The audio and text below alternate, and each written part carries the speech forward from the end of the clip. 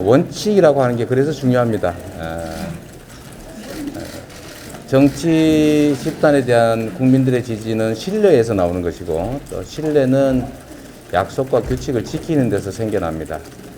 그래서 우리 노무현 대통령께서도 원칙 없는 승리보다 차라리 원칙 있는 패배를 선택하는 게 결국은 이기는 길이다, 이렇게 말씀하시기로 했던 겁니다. 제가 그 인터뷰에서 말씀드렸던 것처럼 이 갈등 국면에서 통 크게 받아주면 뭐 대범하다, 또 포용력 있다, 이런 평가를 받을 수 있고, 개인적으로 그게 유익하다는 점을 모를 만큼 제가 이제 하수는 아닙니다. 뭐 그 정도는 충분히 알 수 있는데, 문제는 우리 당에 대한 우리 국민들의 신뢰가 훼손되고 결국은 소탐대실의 결과가 되기 때문에 제가 사실은 뭐 전술적으로는 손실일 수 있지만 우리 당을 위해서 또 이 나라 정치 발전을 위해서 원칙을 지키는 게 중요하다, 이렇게 생각합니다. 그리고 일부에서 뭐 전에는 그 연기 주장하다가 이번에는 왜 원칙 얘기하냐 이렇게 말씀하시는데요. 전에는 경선 시기를 당이 임의로 정하거나 후보들 간 합의로 정했기 때문에 각자 그런 주장을 했던 것이고, 이후에 이 경선 시기를 두고 후보 간의 다툼이 자꾸 발생하고 당내 갈등이 생겨나니까 이걸 원천적으로 봉쇄하기 위해서 작년 8월에 각 예상 후보들의 의견들을 다 수렴해서 특별 당규를 만들었습니다. 이제 더 이상 경선 시기 가지고는 논쟁하지 말자. 그러니까 그런 원칙을 정한 특별 당규가 생기기 전 얘기를 가지고 특별 당규가 생긴 이후에 원칙을 지키자는 얘기를 비판하시는 것은 이건 뭐 좀 왜곡에 해당이 된다. 그런 건 좀 자중해야 되지 않냐라는 게 제 생각입니다. 그분 나름의 생각들이 있으시겠지요. 뭐 제가 그분들 생각을 추측하는 것은 적절치 않은 것 같습니다. 여러분들이 판단을 한번 해보시는 게 좋지 않을까 싶네요. 저는 개파 없는데요. 저 최근에 뭐 이재명계 이렇게 얘기해가지고 좀 당황스럽긴 합니다. 뭐 입장을 같이 하긴 하겠지만 그게 어떻게 이재명계가 되겠어요. 제가 원래 정성호계입니다. 근데 의총은 이걸 논의할 권한도 없는 곳이고, 뭐 정무적으로 논쟁이 하겠지만 거기서 어떤 결정이 나지는 않을 겁니다. 그래서 가정적으로 뭐 결정이 날 경우에 대한 답은 제가 안 드리는 게 맞겠다는 생각입니다. 뭐 바둑에서야 가능한 모든 수를 대비해서 머리를 써야 되겠지만 이 현실이란 정말 복잡하기 위해서 현상이 벌어지면 그때 판단하고 대응하도록 하겠습니다. 원칙적으로 원래 길을 가는 게 바람직하죠. 선별 홀릭이라고 지금 말할 수 있는데, 선별 홀릭. 선별이 정이고 선별은 옳은 것이고 보편은 옳지 않은 거다라는 이 고정관념이 있는 것 같습니다. 그런데 지금 우리 국민들께서 피해 입지 않은 분들이 없습니다. 마스크 사느라 고생하셨고, 통행 제한 받아 고생하셨고, 또 불편해서 피해를 입으셨고 한데 왜 국민들은 이 지원 대상에서 배제해야 되겠습니까? 그리고 특히 상위 소득자를 제외하는 것은, 이미 상위 소득자들은 국가 재원을 만들 때 더 많은 세금을 내고 더 많이 기여했습니다. 이미 합리적 차별을 받으신 거죠, 1차로. 그런데 그분들이 낸 세금으로 국가 정책을 수행할 때 그 반사적 이익, 혜택을 왜 세금 많이 낸, 더 많이 기여한 분들을 굳이 배제하려고 하느냐. 배제하지 말아야 됩니다. 배제하는 건 이중차별이죠. 만약에 이 복지정책이다, 그러니까 불쌍하고 어렵고 그런 분들을 골라서 주는 복지정책이라면 그렇게 하는 게 맞지만, 이번에는 경제를 살리기 위한 국가 정책인 것이고, 경제를 살리기 위해서 소상공인 매출을 늘려서 매출 양극화를 막고 수요를 늘려서 경제 활성화를 하겠다는 것이기 때문에 그 매출을 일으킬 수 있는 지역 화폐 수령권을 세금 많이 낸 이 나라에 더 많이 기여한 사람을 빼버리겠다. 이해가 되지 않습니다. 그건 옳지 않고요. 또 한 가지는 70%든 90%든 70%는 지원하고 70.01% 그러니까 10원 더 버는 사람은 배제하면 소득의 역전 현상이 발생하지 않습니까? 그 차별을 또 어떻게 할 거며 또 어떻게 그거를 또 정확하게 나누겠습니까? 그 나누느라고 시간 걸리고 비용 들어가지고 그 국가적 낭비가 발생합니다. 그리고 전에 아동수당 지급할 때도 다 줄 것이냐 일부만 줄 것이냐 싸우다가 결국은 90%만 지급했는데 그 10% 빼는 비용이 10% 안 주는 비용하고 거의 비슷했다는 거 아닙니까? 행정 비용이. 왜 그런 쓸데없는 일을 하는지 정말 이해가 되지 않습니다.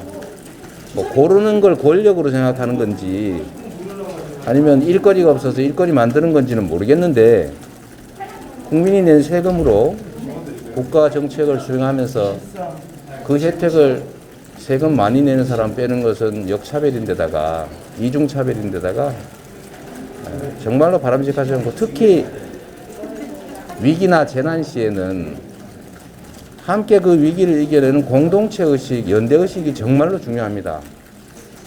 우리 조상들께서 어려울 때는 콩 한 쪽도 나눠 먹는다 라는 얘기 했는데 그 콩 한 쪽 나눠 먹으면 배불러서 나눠 먹겠습니까?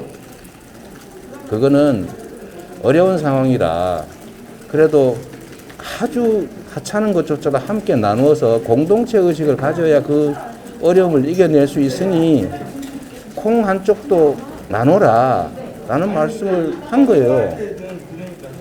전에도 1차 재난지원금 지급할 때 하고 그 후에 2차, 3차, 4차 재난지원금 지급할 때 비교해 보면 화나지 않습니까? 나는 왜 뺐나? 그리고 그 선택 대상 되려고 서류 만들어 갔다가 반려당하고 또 만들어 갔다 반려당하고 막 그것도 하루 이틀도 아니고 몇 달씩 하다 보니까 온 국민들이 그 트라우마를 겪고 있는데 굳이 몇 명 또는 한 10% 골라내려고 엄청난 비용을 들이고 사회적 갈등을 유발하는 것은 이건 정말로 옳지 못하다, 정의롭지 못하다, 공정하지 못하다 이렇게 생각합니다. 괜히 그러지 마시고 국가의 행정명령에 의해서 직접 피해를 법률적으로 강제당한 자영업자 등에게는 손실보상을 하는 게 헌법상 원칙에 맞습니다. 그걸 뭐 전액 해줄 수는 없겠지만 상당한 정도를 지금 현재 방역법에 있는 수준으로 심의위원회 거쳐서 일부 보전해 주는 것이 필요합니다. 손실보상하고 그리고 또 그 중에 또 특별한 많은 피해를 입은 반드시 특별한 지원이 필요한 부분이 있을 겁니다. 그 부분은 또 일부 선별 지원하고 그러나 우리 국민 모두가 고생했고 모두가 낸 세금으로 하는 정책이기 때문에 이번에는 가구별이 아니고 개인별로 지역화폐 똑같이 지급해서 공동체 의식도 회복하고 경제도 살리고 자영업자 지원이라는 목표도 달성하면 좋겠습니다. 특히 가구별 지원을 할 경우에 이게 차별 문제가 발생합니다. 그게 뭐냐 하면 여러분 아시다시피 우리나라 세대주가 대부분 나이 든 남자입니다. 제가 옆집 얘기도 들어보니까 그 할아버지가 받아가지고 할머니한테 안 줘가지고 부부싸움 났더라고요. 그 차별 아닙니까? 그것도 그 젊은이들이 특히 미성년자들이 그런 얘기도 많이 해요. 아버지가 받아가지고 내 거 받아서 왜 나 안 줍니까? 그런 얘기 실제 많습니다. 그리고 형식적으로는 이제 세대원인데 실제로는 분리된 그런 경우에는 완전히 배제되지 않습니까? 가구원 수가 많은 것이 죄진 것도 아닌데 가구원 적은 경우는 더 많이 주고 가구원 수 많으면 적게 주고 그것도 옳지 않고 이게 모든 사람이 이 나라 국민이고 모두가 피해 입었으니까 이번에는 정말 다른 생각 하지 마시고요. 계산하지 마시고 인별 보편 지원을 꼭 하시면 좋겠습니다. 뭐 누가 반대한지 모르겠는데 제가 보기엔 주로 기재부가 그러시는 것 같은데 우리 홍남기 부총리님 이번에는 5번째인데 국민들 뜻대로 좀 하십시오. 뭐 저도 그 요약된 거 비슷한 걸 보긴 봤는데요. 하여튼 정치 세계에 조금 일찍 들어온 입장에서 또 유사한 경험을 많이 한 사람 입장에서 조언을 한번 드린다면 어떤 의구심도 어떤 의혹도 피할 수 없다는 겁니다. 시간을 끌면 끌수록 의혹과 관심은 더 증폭되고 사실과 다르더라도 절반 이상은 사실일지도 모르겠다 이렇게 믿기 때문에 정치인은 그냥 발가벗는다는 심정으로 모든 의혹이나 모든 질문에 대해서 답해야 합니다. 답하고 해명하고 설명하고 설득하고 그래도 안 되면 다음은 여러분들이 판단하십시오. 그런데 제 경험으로는 있는 사실 다 인정하고 또 잘못된 것 잘못됐다고 사과하고 또 부당한 거는 부당하다고 지적해서 정면으로 그걸 돌파해야지 피한다고 외면한다고 절대 외면되지도 피해지지도 않는다는 제가 조언 아닌 조언을 한번 드리고 싶습니다. 지지율 문제는 제가 자주 말씀드린 것처럼 결국 국민들의 판단인데 국민들의 인식과 판단은 언제든지 바뀔 수 있고 또 뭐 고공행진하다가 순간적으로 낙하할 수도 있고 또 어느 순간에 갑자기 호응을 받을 수도 있습니다. 그러나 결국 지지율이라고 하는 것은 정말 바람 같은 겁니다. 한 달, 두 달만 해도 상전 몇 킬로 바뀌는 게 지지율이기 때문에 실제로 그 자체에 제가 연연하지는 않고 다만 우리 국민들께서 저에 대해서 나름의 작긴 하지만 좋은 평가를 해주시는 이유는 제가 경기도지사로 또는 성남시장으로 맡겨진 일을 성과 있게 잘 해내더라 라는 것이라고 생각합니다.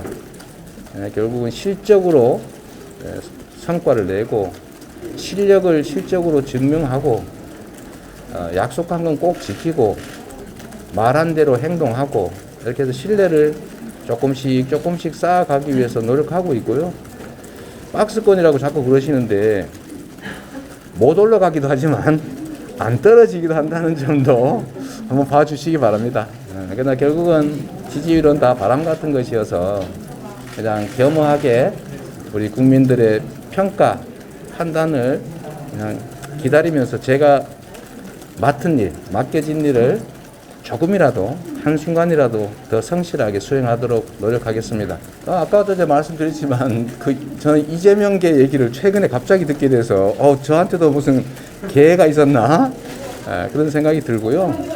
그냥 입장을 같이 하는 사람들이고 또 주제에 따라서 입장들은 또 다를 수도 있기 때문에 그걸 이제 편으로 무슨 또 심지어 반 또는 비이재명계 이런 표현들은 저는 안 듣고 싶습니다. 그 표현을 하는 거야 언론인이나 우리 국민들의 자유니까 제가 말씀은 안 드리겠습니다만 그걸 꼭 이재명 또 반 이재명 이런 식으로 분류할 일은 아니라고 생각되고요.